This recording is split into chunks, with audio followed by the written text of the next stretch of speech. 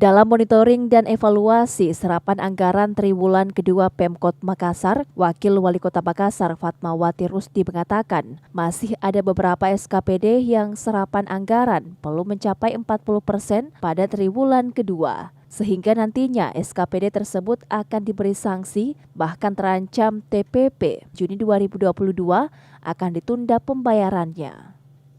Selain serapan anggaran, PAD Makassar juga menjadi rujukan penilaian terhadap SKPD Pemkot Makassar, di mana serapan anggaran tampak masih minim. Meski demikian, secara umum, PAD Kota Makassar mulai meningkat dari tahun sebelumnya. Namun untuk meningkatkan perekonomian di Kota Makassar, pemerintah Kota Makassar perlu meningkatkan belanja daerah.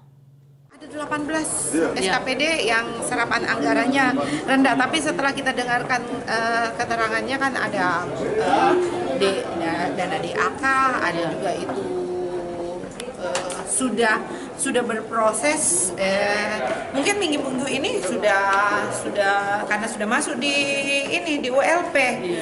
Jadi itu tadi kita kasih kolom untuk note ini progresnya sampai mana gitu. Nah, kalau memang tadi dia memberi penjelasan yang tidak konkret, kita cecar. Kenapa gitu? Karena ini kan Fatmawati Rusdi menambahkan, karena serapan anggaran masih minim, sejumlah SKPD diharapkan memperhatikan belanja daerah, khususnya belanja modal. Ira, Fajar TV dan Fajar Radio melaporkan.